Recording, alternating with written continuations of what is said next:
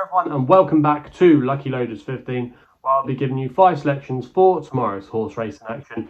And we're going to be going to the Zetland Stakes for my first tip of the day. It's in the 150 at Newmarket, and that's a horse called Batemans Bay for Rob Hornby and Rafe Beckett. Currently available at 10 to 1. I thought this horse was a little bit overpriced here. I'm quite keen to take on the Godolphin favourite Flying Honours, who was turned over at a short price last time out in the Royal Lodge Stakes. I just like the way Batemans Bay won last time out at Haydock. He looked like he was a horse that was learning on the job, and the further he went, the better he looked. He's currently available at 10 to 1. I think that's a massive price for Rafe Beckett, who always does well with his horses in the autumn. I think they probably saved him for a race of this nature.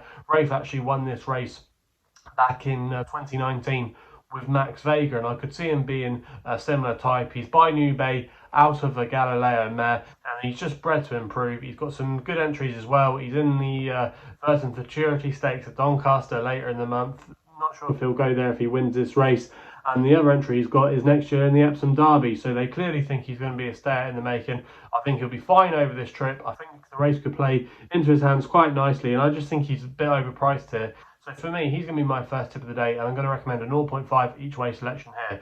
We then go and stay at Newmarket for the Dewhurst Stakes and the 3 o'clock. We're going to go my nap of the day here, and that is Chaldean for Frankie the Tory and Andrew Bolden. This horse is actually officially the best horse in the race, and I couldn't believe his price compared to Nostrum, who's actually the favourite for this race at 13 to 8. Chaldean at the time recording was available at 7 to 2. I'm going to recommend a 1-point win bet here. Now, last time we saw him, this horse actually won the Champagne Stakes, and I thought the further he went, the better he looked. He was just pulling away from all his rivals in the closing stages, and even though I know it was only a 3-runner race, I was really taken by that performance, and I just think he's going to improve. He's by Frankel, which suggests there could be more improvement to come. Interesting as well, Frankie keeps a ride.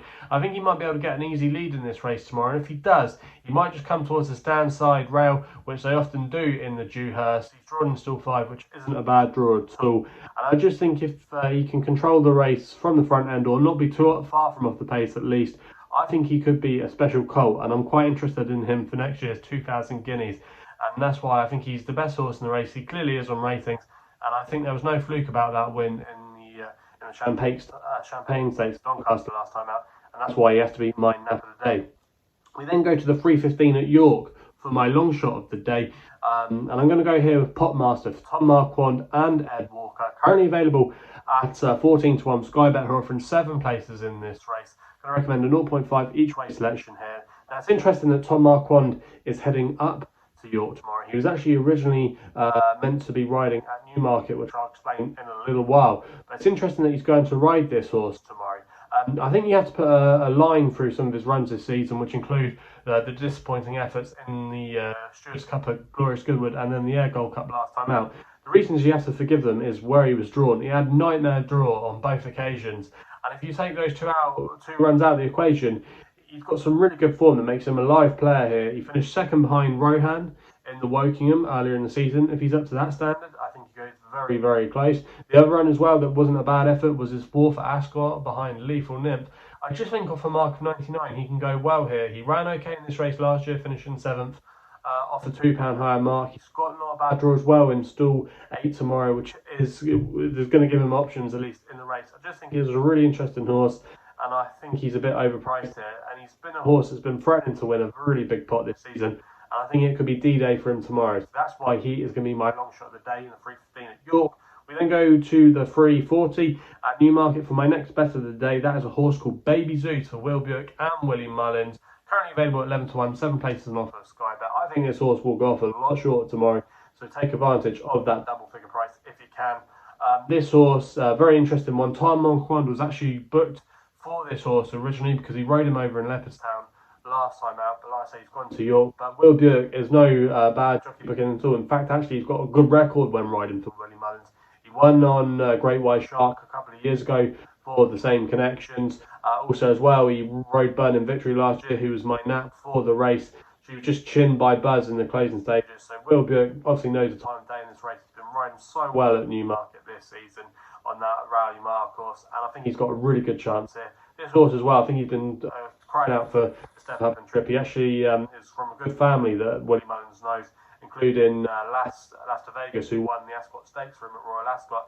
And also as well, he finished 3rd in this race, I believe it was back in 2017 behind Withhold. So plenty to like about him tomorrow. I think the ground conditions won't be a problem, and I think he's very unexposed and could be ahead of his mark. So that's why he's going to be my pick in the Cesarovich. We then have one other tip for you, which is going to be an extra selection for the jumps card at Chepstow. I'm going to go here with Broomfield Burg for John Joe O'Neill Jr. and Nicky Henderson, currently available at 6 to 1. I'm going to recommend a 0.5 each way selection here. Now, I do think this horse could be better than his mark of 130. He has been a little bit frustrating, but I think you can put a line for his run at Newmarket Racing earlier in the summer. I just think he wasn't suited by the way the race unfolded that day. I don't think he likes a small field.